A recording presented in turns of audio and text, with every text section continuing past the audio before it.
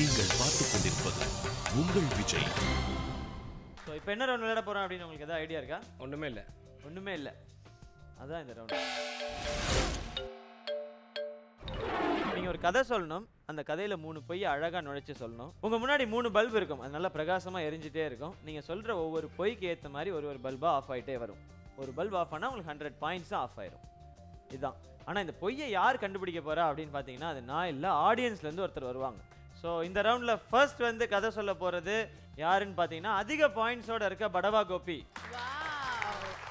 பொய்யை கண்டுபிடிக்க போகிறது ஆடியன்ஸ்லேருந்து யாரை கூப்பிடலாம்?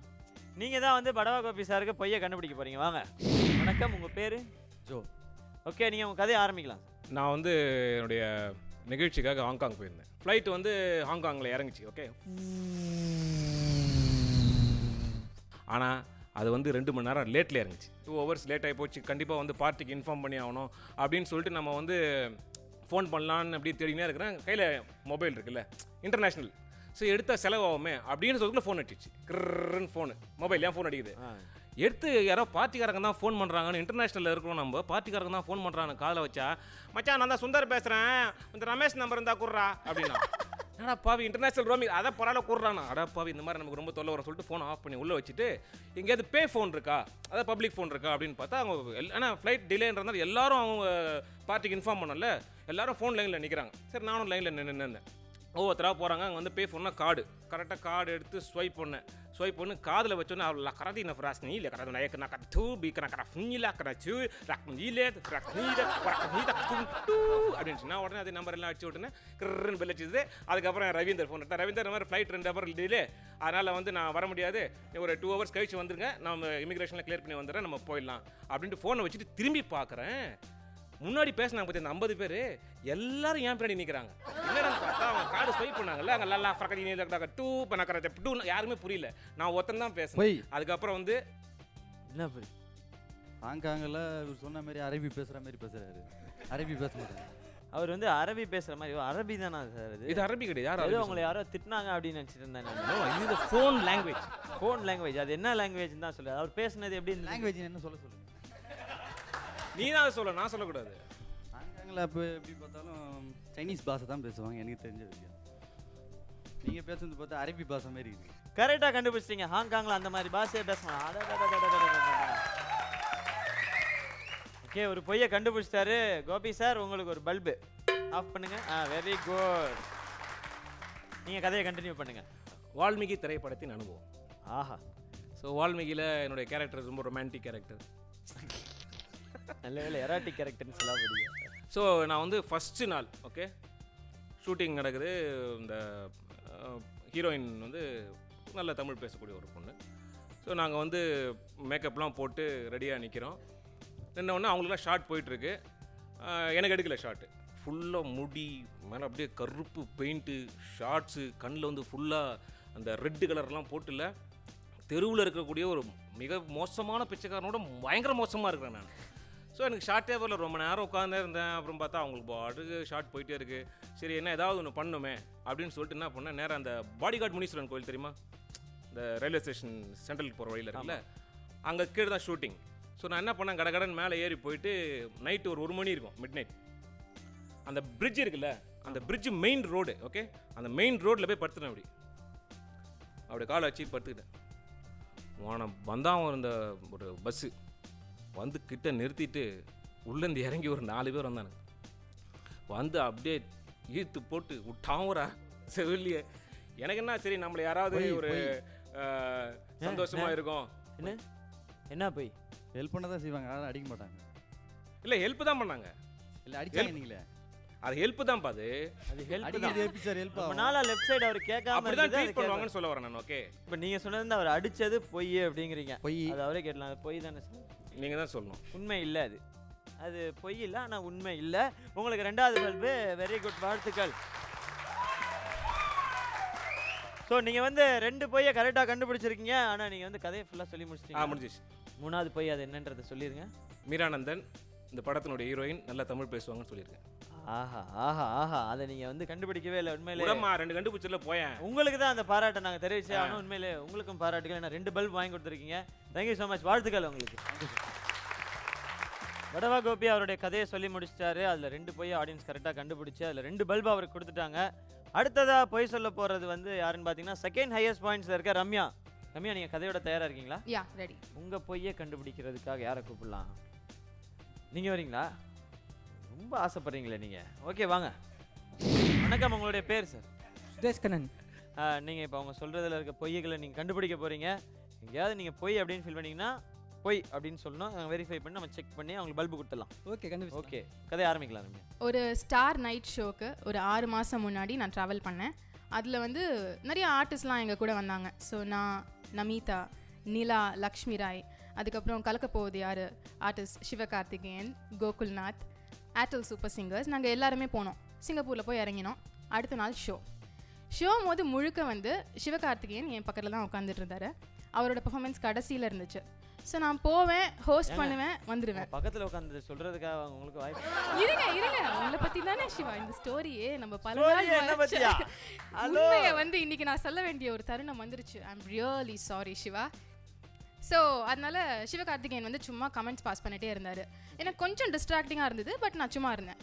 அந்த ஷோவில் பார்த்தீங்கன்னா அது ஒரு star night show. Singapore models, அந்த மிஸ் சிங்கப்பூர், மிஸ் மலேசியா, அவங்க எல்லாரும் வந்து ஃபேஷன் ஷோவில் ஒரு ரேம்பில் நடந்துட்டு வந்து உட்காருவாங்க. அதுக்கப்புறம் ஒவ்வொரு பெர்ஃபார்மன்ஸையும் வந்து ஆர்டிஸ்ட்க்கு கொடுக்கணும். ஸோ இப்படி ஃபேஷன் ஷோவில் ஒவ்வொரு பொண்ணாக நடக்கும்போது சிவா என் பக்கத்தில் உட்காந்துட்டு சும்மா கமெண்ட் அடிச்சுட்டே இருந்தார். இந்த பொண்ணோட ஸ்ட்ரக்சர், சிவா நீங்கள் பண்ணலை சிவா. ஸோ அவங்க வந்து இந்த பொண்ணு பிளவுஸ் வந்து சூப்பர் கட்டிங்காக இருக்குது, செம ஃபிகர் இது அது இதுன்னு. நான் சிவா வேணாம், நம்ம வந்து வெளிநாட்டுக்கு வந்திருக்கோம், நீங்கள் லிமிட்டோட இருங்க அப்படின்னு சொன்னேன். சும்மா இருங்க, நீங்கள் தான் என்ஜாய் பண்ண மாட்டீங்க, என்ஜாய் பண்ணுற என்னையாவது என்ஜாய் பண்ணாமல் இருங்களேன். போய் மேடம் செய்யுங்கடா. போய் எது போய்? லேடிஸ் வந்து ஜென்ஸ் கமெண்ட் பண்ணி பேசுறாங்களா? இல்ல, சிவா வந்து லேடிஸை கமெண்ட் பண்றாரு. அது எப்படி பொய்யா இருக்க முடியும்? அவங்க என்ன சொன்னாங்கன்னா, நான் வந்து பொண்ணுங்களை கமெண்ட் பண்ணி பேசுறேன், என் வாயாலே சொல்ல வச்சியாங்க. நீங்க கரெக்டா கண்டுபிடிக்கலைங்க பொய்யா. உங்களுக்கு பல்பு கூடவே எனக்கும் பல்பு. நீங்க கண்டினியூ பண்ணுங்க. ஒரு பொண்ணு இவர் இப்படி கமெண்ட் பண்ணும்போது டக்குன்னு திரும்பி பார்த்துருச்சு. அது எப்படியோ கண்டுபிடிச்சிருச்சு. சிவா வந்து சொன்ன வார்த்தைகள்லாம் வச்சு, அவர் பார்த்த பார்வையை வச்சு கண்டுபிடிச்சிருச்சு. ஸோ நேரம் வந்துச்சு, சிவாவை திட்டுச்சு. சிவாவோட நலனுக்காக அவங்க என்னென்ன வார்த்தைகள்லாம் யூஸ் பண்ணாங்கங்கிறது நம்ம இங்கே சொல்ல வேணாம். இருந்தாலும் அதுக்கப்புறம் சிவா செம அப்செட் உட்காந்துட்டார் அப்படியே. ஏன்னா அவர் இன்னும் பெர்ஃபார்மன்ஸ் வேற கொடுக்கல, கடைசியில் தான் அவரோட பெர்ஃபார்மன்ஸு. அதுக்கப்புறம் நான் எவ்வளோ முடிஞ்ச அளவுக்கு கன்சோல் பண்ணேன். இருந்தாலும் சிவா செம அப்செட், ஒரு பொண்ணு வந்து இப்படி இன்சல்ட் பண்ணிடுச்சேன் நம்மள அப்படின்ட்டு. அதுக்கப்புறம் சிவா கடைசியில் பெர்ஃபார்மன்ஸை பண்ணி முடிச்சதுக்கப்புறம் எந்த பொண்ணு அவரை ரொம்ப இன்சல்ட் பண்ணி பேசிச்சோ அதே பொண்ணு அந்த பெர்ஃபார்மன்ஸ்க்கு அப்புறம் ஸ்டேஜில் வந்து அவரை பயங்கரமாக பாராட்டிச்சு, அவரோட பெர்ஃபார்மன்ஸை ரொம்ப ரொம்ப அப்ரிஷியேட் பண்ணிச்சு. இந்த விஷயத்த இது வரைக்கும் நான் யார்கிட்டயுமே சொன்னதில்லை. ஏன்னா சிவா வந்து இனிமே யார்கிட்டயும் சொல்லவே தேவையில்லை, ஒரே பார்த்துருச்சு, சொல்லிடாதீங்க அப்படின்னாரு. பட் இன்னைக்கு I am really sorry Siva, I was cornered and helpless, I hate to say this. So அதுதான் என்னோட கதைங்க. கதை கேட்டு முடிச்சிட்டிங்களா? ரம்யாவை பார்த்துட்டே நின்றுட்டீங்க. பரவாயில்ல, நீங்கள் உண்மையிலே நல்லா ட்ரை பண்ணிங்க. நடுவில் ஒரு போய் கரெக்டாக ட்ரை பண்ணி அவருக்கா பலமாக கை தட்டுங்க ஒரு வாட்டி. ரம்யா, நீங்கள் கதையை சொல்லி முடிச்சிட்டீங்க. பட் இங்கே என்ன பிரச்சனைன்னா, நீங்கள் தயவுசெய்து நீங்கள் இதில் என்னென்ன பொய்யை சேர்த்தீங்கன்றதை சொல்லிடுங்க. ஓகே, எங்கள் வீட்டிலலாம் பார்த்துக்கிட்டு இருக்காங்க. இதில் போய் முக்கியமானது என்னென்னா வந்து லக்ஷ்மி ராய், நமிதா, இந்த மாதிரி ஆர்டிஸ்டோட நேம் நான் மென்ஷன் பண்ணினேன். இந்த ஆர்டிஸ்ட்ங்க வரல, அவங்களாம் வந்து நான் ஏன் உங்கள் பக்கத்தில் வந்து உட்காரேன், நான் அவங்களோட கலக்க போகுது யார் டீம் வந்துச்சு, ஏர்டெல் சூப்பர் சிங்கர் டீம் வந்துச்சு. ஸோ இவங்க 2 பேரும் மாத்திரம் தான் பார்ட்டிசிபேட் பண்ணாங்க. அது முதல்ல. ரெண்டாவது வந்து சிவா ஒரு பொண்ணை கமெண்ட் பண்ணும்போது அந்த பொண்ணு வந்து அந்த கமெண்ட்டை கேட்டுட்டு சிவாவை ரொம்ப திட்டுச்சு அப்படின்னு சொன்னேன். அது போய் சிவா கமெண்ட் பண்ணாரு, கிண்டல் அடிச்சாரு. ஆனால் அது யாருக்குமே தெரியல, எனக்கு மட்டும்தான் ஊருக்கே தெரிஞ்சிருச்சு. அடுத்து மூணாவது போய் அஃப்கோர்ஸ் அந்த பொண்ணு திட்டலாம் ஒன்றும் பண்ணல அப்படிங்கிறதுனால கடைசியில் அவர் பெர்ஃபார்ம் பண்ணும்போது எந்த ஒரு பொண்ணும் ஸ்டேஜில் ஏறி வந்து அவரை பாராட்டவும் இல்லை. ஸோ அதுவும் ஒரு பொய். இந்த 3 பொய்யும் நான் சொல்லியிருந்தேன். 2 பாயிண்ட்ஸ் கூட நீங்கள் விட்டு கொடுக்கல. பல்ப் இன்னும் பிரகாசமாக எரிஞ்சிட்டே இருக்கு. உமா, நீங்கள் கதை சொல்ல தயாராக இருக்கீங்களா? ஓகே ஓகே, உங்கள் பொய்யை கண்டுபிடிக்க ஆடியன்ஸ் வந்து யாரை கூப்பிடலாம்? உங்கள் ஹேருக்கு ஏற்ற மாதிரி லாங் ஹேராக வச்சிருக்கவர். நீங்கள் வாங்க சார். வணக்கம், உங்கள் பேர் சார்? வணக்கம் சார், என் பேர் சீமான். ஓகே, நீங்கள் பொய் கண்டுபிடிக்க தயாராக இருக்கீங்களா? நீங்கள் உங்கள் கதையை ஆரம்பிக்கலாமா? நம்ம சூப்பர் ஸ்டார் ரஜினி சாரோட சிவாஜி படத்தில் பணியாற்ற கிடைச்ச வாய்ப்பு. அதனால அந்த படத்தில் எனக்கு கிடைச்ச சின்ன சின்ன அனுபவங்களை தான் இன்றைக்கி உங்கள் கூட பகிர்ந்துக்க போகிறேன். இந்த நேரத்தில் அது ஒரு போலீஸ் ஸ்டேஷன் சீக்வன்ஸ்லாம் வரும். அவங்க வந்து ரஜினி சார் யாருன்னு தெரியாமல் போலீஸ்க்கு கூட்டிகிட்டு போயிடுவாங்க. நாங்கள் போய் கம்ப்ளைண்ட் கொடுத்துருவோம், இவங்க பீரோ புல்லிங்காக வந்திருக்காங்கன்னு எல்லாம் சொல்லி அந்த இடத்துல இருக்கும்போது அந்த சீன் ஒரு மாதிரி முடிவடையும். அதில் வந்து விவேக் வந்து மானிட்டரில் கூட பண்ணல, திடீர்னு எடுத்துகிட்டு வந்து அந்த ஸ்டேஷன் இருக்கும் போலீஸ் ஸ்டேஷன், அதை இது பண்ணிட்டு வந்து ஃபோன் எடுத்துகிட்டு இந்த ஸ்டேஷனில் எல்லாரும் அவுட் ஆஃப் ஸ்டேஷன் அப்படிம்பாரு. அது மானிட்டர் கூட சொல்லலை. அப்படின்னு சொன்னோடனே நான் அப்படியே கப்புன்னு சிரிச்சிட்டேன். அதனால் அது கொஞ்சம் ஒரு லாங் ஷாட், எல்லோரும் பிளான் பண்ணின ஷாட்டை வந்து நான் சிரிச்சதுனால அது வந்து ரீடேக் பண்ணும்படி ஆயிடுச்சு. அதனால எனக்கு ரொம்ப கஷ்டமாக போயிடுச்சு. ஐயோ சாரி சார். அப்போ கூட வந்து ரஜினி சார் அதெல்லாம் ஒன்றும் இல்லைம்மா, அதெல்லாம் சகஜம் ஒன்றும் இல்லை ப்ராப்ளம் அப்படின்னு சொல்லிட்டேன். அதுக்கப்புறம் அந்த ஒரு இடத்துல வந்து அவங்க எங்களுக்கெல்லாம் ஒரு பெரிய விருந்து கொடுக்குற மாதிரி ஒரு சீன் வரும். நாங்கள் அதை ரொம்ப தயங்கி சாப்பிடும்போது சாப்பிடுங்கன்னு சொல்லி வடிவக்கரசி அம்மா எங்களுக்கெல்லாம் எனக்கு ஊட்டி விடுற மாதிரி ஒரு சீக்வென்ஸ் அது. அதனால நான் அங்கே போன உடனே வந்து கேட்டுட்டு இருந்தேன் வந்து இதெல்லாம் நான் வெஜிடேரியன், ஏன்னா அதில் நிறைய நான் வெஜிடேரியன்லாம் இருக்கும், அப்படியே பெரிய பெரிய கிராபெல்லாம் வச்சுருந்தாங்க அப்படியே. ஸோ நான் சொன்னேன், ஐயோ நான் சைவாங்க, அதெல்லாம் நான் வெஜிடேரியன்லாம் என் பிளேட்டில் போட்டுறாதீங்க அப்படின்னு சொல்லிட்டு. அது நான் 2-3 தடவை கேட்கவும் வந்து இந்த அசிஸ்டன்ட் டைரக்டர்ஸ் எல்லாமே சேர்ந்துட்டு குறும்புக்காக வேணும்னே வந்து எனக்கு சொல்லாமல் வந்து சும்மா வந்து அந்த ஒரு ரைஸ் மாதிரி இருந்தது, அது பார்த்தா கூட தெரியாது, அதில் ஒரு மட்டன் பிரியாணி மாதிரி வச்சுட்டாங்க. அது வந்து எனக்கு தெரியாது. நான் இது சீன் ஆரம்பிக்க உடனே நான் இப்படி தயங்கி சாப்பிடுவோம். வடிவக்கரசி அம்மா வந்து எனக்கு ரொம்ப வாயில் பிடிச்சி அடைக்கிற மாதிரி தான் சீக்வன்ஸ். நல்லா அவங்க அந்த மட்டன் பிரியாணியை பிடிச்சி அடைச்சிட்டாங்க. எனக்கு சாப்பிடும்போது கூட தெரியல. அதுக்கப்புறம் கட் சொன்ன உடனே அந்த அசிஸ்டன்ட் டைரக்டர்ஸ் எல்லாரும் சேர்ந்து வந்து சொன்னாங்க, பார்த்தீங்களா நீங்கள் என்ன சொன்னீங்களே இப்போ மட்டன் பிரியாணி. அவங்க சொன்ன உடனே எனக்கு தாங்கவே இல்லை, அப்படியே கொமட்டிட்டு வந்துருச்சு. அதுக்கப்புறம் ரஜினி சார் வந்து அவங்களை கூப்பிட்டு சொன்னாங்க, இல்லை அவங்க ஒரு ஆர்டிஸ்ட், அவங்க சொல்கிறாங்க இல்லையா, நீங்கள் அதுக்கு வந்து ரெஸ்பெக்ட் பண்ணணும், இந்த மாதிரி ஏன் செஞ்சீங்க அப்படின்னு. இல்லை சார் சும்மா விளையாட்டுக்கு தான் சொன்னோம் அப்படின்னு சொல்லி. வண்டர்ஃபுல் எக்ஸ்பீரியன்ஸ் அந்த படம் முழுக்கவே. அதை தொடர்ந்து இப்போ சில ஃபிலிம்ஸ் பண்ணிகிட்ருக்கேன். கௌதம் மேனன் படம், சிம்புவோட ஒரு படம் பண்ணிகிட்ருக்கேன். அப்புறம் நரேன் ஹீரோவாக நடிக்கிற ஒரு படம் பண்ணிகிட்ருக்கேன். அதெல்லாம் விட நம்ம கமல் சார் பண்ணுற உன்னை போல் ஒருவன் படத்தில் ஒரு ரொம்ப சின்ன கேரக்டர், ஆனால் அது கமல் சாரோட பண்ணணும் அப்படின்றதுக்காகவே ஒத்துட்ருக்கேன். ஸோ இதுதான் என்னுடைய அனுபவ பயணக்கதை. ஓ சூப்பர் சூப்பர். என்னப்பா நல்லா கேட்டியா கதையா? எதுக்கு வந்து நிற்கிற இங்கே? தூங்கிட்டாருன்னு எதுக்கு வந்து நின்ன? வந்த அம்மாவில் கதை சொல்கிறாங்க, எது பொய் எது உண்மைன்னு சொல்லாம அப்படியே நின்னாப்பா எனக்குன்னு வந்து சேர்றீங்கப்பா நீங்கள்லாம். செய்தியெல்லாம் உண்மை பேசுகிறோம், இதெல்லாம் போய் சொல்லு.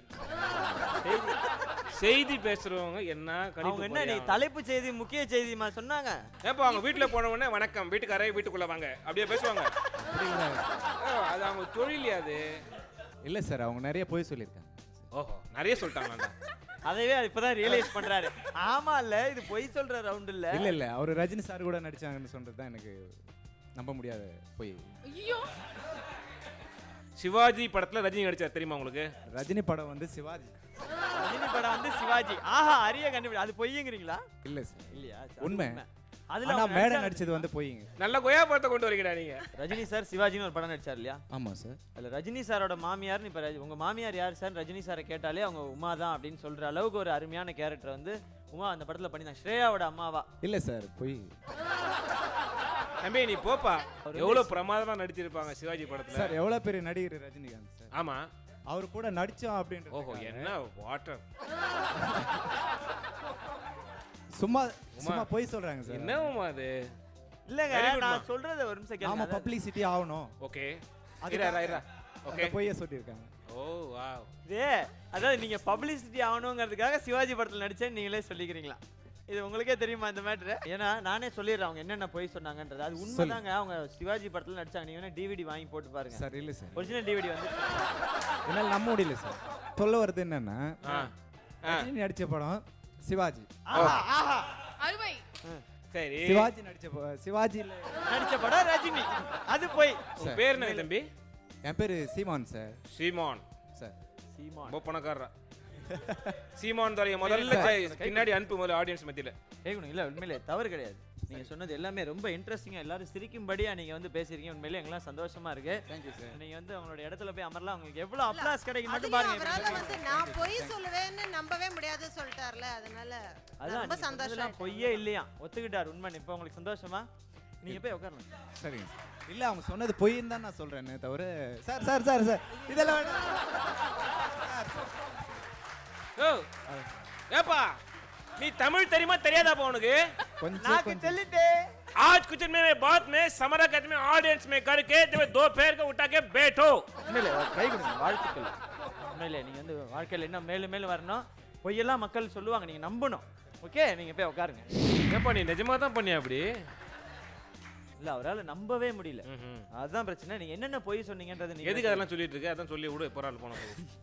இல்ல அவங்க உண்மையிலேயே பொய் சொல்லியிருக்காங்கன்றது மக்களுக்கு தெரியும்ல. என்னென்ன பொய் நீங்க அழகா சொன்னீங்க. நான் முதல்ல சொன்ன பொய்யை வந்து அதை நான் சொன்னேன், விவேக் சார் உடைய அந்த காமெடியில் நான் வந்து சிரிச்சிட்டேன் அங்கே, அதனால அந்த ஷாட் வந்து ரொம்ப ரீடேக் ஆகிடுச்சு, ரொம்ப கஷ்டமாயிடுச்சுன்னா அது நடக்கலை.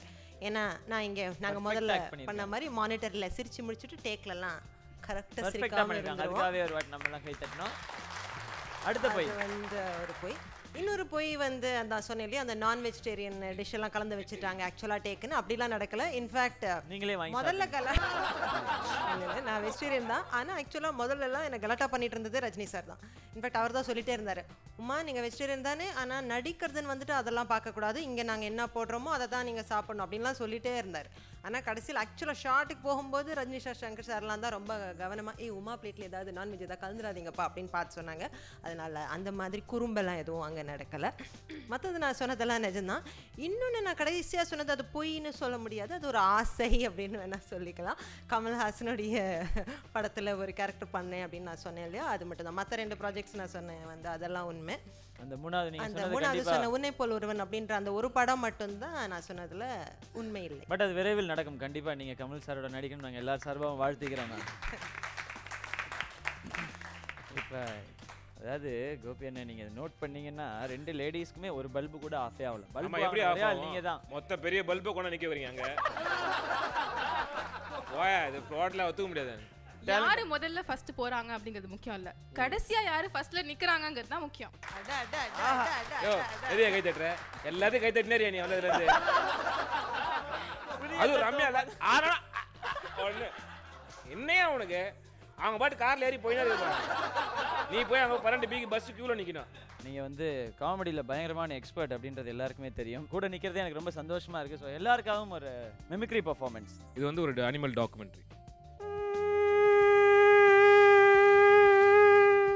The southern part of Eastern Africa, 25 kilometers drive from the city, the population of the elephant are massacred day by day when the baby elephant goes in search of her mother.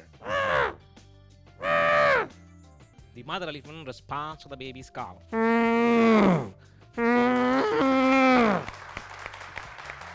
And the baby and the mother goes together. The rhinoceros are running on the field.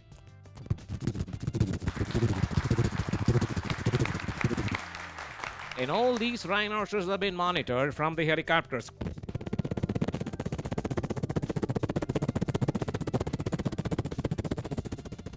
The Indian celebration begins, the national bird, peacock.